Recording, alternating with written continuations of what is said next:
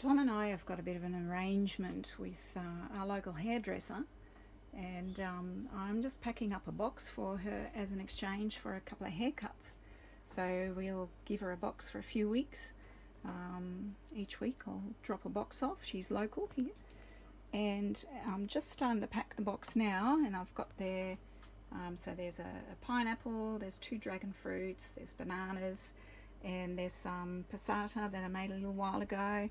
There's a big squash there, pumpkin, and there's a strawberry coulis in the corner there as well. And now I'm going into the garden and getting some more produce to add to it.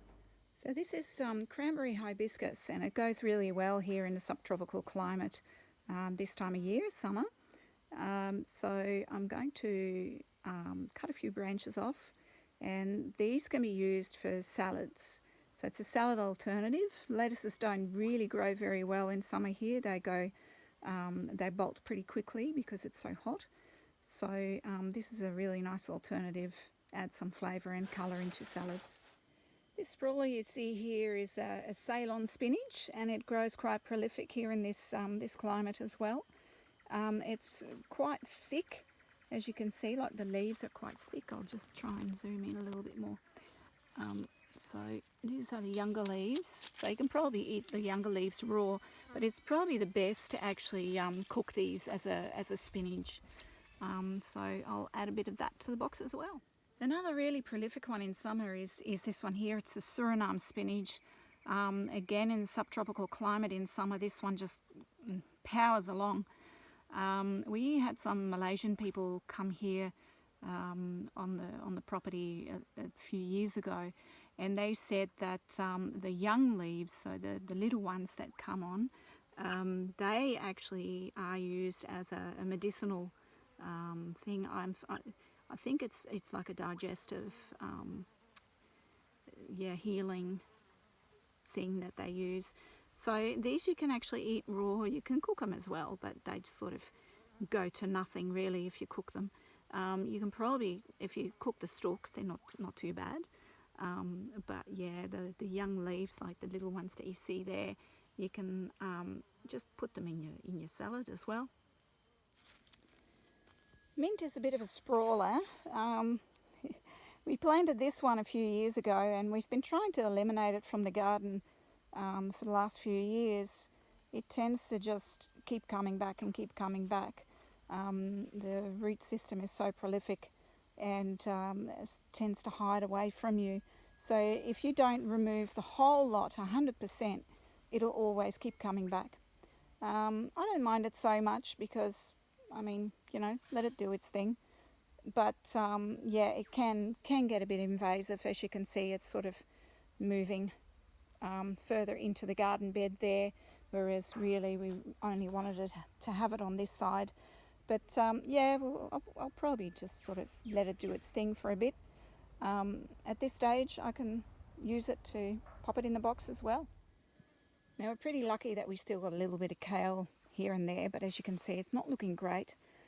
Summer is always a time for us where the grasshoppers come out in force, and they just attack everything. We sometimes have some plants that can sort of dive under the radar a bit, but the grasshoppers are pretty bad this year. The other thing that we have got there is rocket. Again, this time of year it doesn't grow great, but it must like it there. I don't think we planted it there. It must have self-sown. Self-sown veggies seem to come up really well, and they just, you know, they love this climate, they love these conditions, and they're used to this area and this garden. So they just tend to come up by themselves, and they are stronger when they come up by themselves. So even though they might not be in a very good location, I always tend to like hanging on to the veggies that self-sow, and possibly let them go to seed, so I've got that really strong seed as well. This is a Daikon Radish here. This is self-sown as well. I haven't planted this. There's a couple actually in this area. We let some Daikon Radish go to seed in this area, and I harvested the seed, but obviously some of it dropped before I could get to harvesting it. So I think I might actually pull that one out and put it in the box as well. So there's the Daikon Radish there. I'll just put the greens back onto the bed and let it rot down there. Daikon Radish is really good to aerate the soil as well. They are very prolific here, and they do really well, and they do wonders for the soil. This is a really interesting plant called salad mallow. As you can see, the grasshoppers have been into that as well. Salad mallow, we haven't planted the salad mallow for a long time. They just come up every summer. At the beginning of every summer, they just pop up themselves. As you can see, there's some seed heads on there already. So we just let it go to seed and let it drop off. The salad mallow is really great for salads. They really enjoy this time of year, and because we can't grow the lettuces very well this time of year, these are a great replacement for lettuce. It's a fairly thin leaf. It's a little bit more, has a little bit more of a flavour than the lettuce. It's not as bland, but it functions really well in a salad. This is one of the few spots that seems to be pretty good for salad lettuce growing at the moment. The reason is that it's actually really shaded.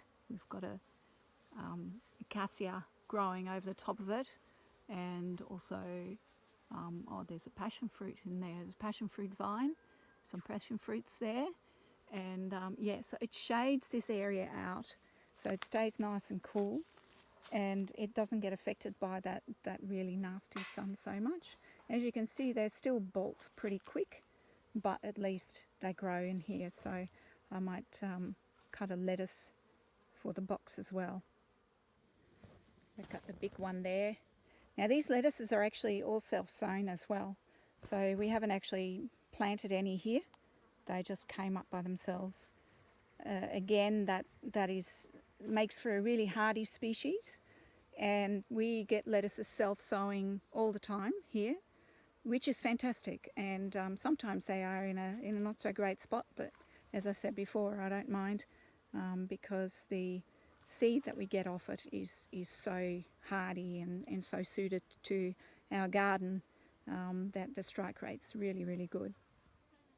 Still got some parsley growing. There's some curly leaf parsley, so I'm going to pick some of that as well for the box.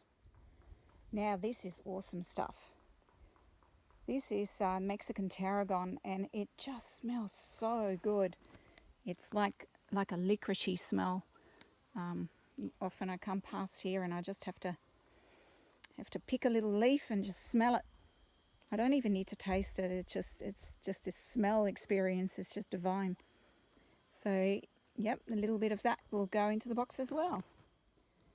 I've got a little carrot bed here that has been growing for a little while. I think I might see what has been going on. I've been trying to put it in fairly loose sandy type soil to try and grow straight ones, which is interesting, because a lot of the time that in the past when we've grown carrots, they come out all sorts of shapes and sizes because of the clayey soil. So yeah, let's pull one out and see what it looks like. So I've tried to thin the bed out a little bit and removed a few, because I'm thinning them out, and there's a few that are quite close together. There's a few small ones in there, but it'd be a nice little meal for them.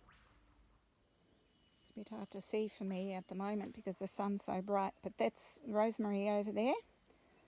We've also got some stinging nettle, which is in a bathtub. We don't want it to get out of the bathtub because otherwise it might take over. And they do sting, yeah. They actually get quite bad certain times of the year especially, and they sting for days if you get stung by one of them. But at the moment I won't give any stinging nettle. I don't think that's a good idea, but I'll give them a bit of rosemary to go in the box as well. And when I pick and harvest, I usually try and do the garden maintenance at the same time. So I try and grab the bits that are maybe coming out over the path or coming out from the bush, so that I pull the bush back in, and it's actually a little bit neater and it won't sprawl so much. So there's the finished box. I will be covering it with a wet cloth just to keep it nice and cool and make sure that everything stays fresh. So yeah, you've got all the heavy stuff down the bottom, and then all the greens and lighter stuff up the top. I've wrapped everything in just some pages that I ripped out of a magazine that we got from somewhere, and yeah, so that's what is protecting them and keeping each item together.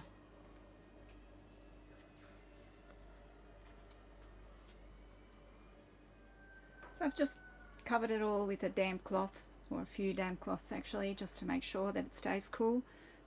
It's warm, it's summer over here, so yeah. But that shows that it's actually really nice that we can give a box and exchange some food for getting a service, as in getting a haircut. We really enjoy doing that. We are cash poor, so that just helps us be able to do that and still look reasonably presentable, and yeah, just be able to do these exchanges. It's fantastic.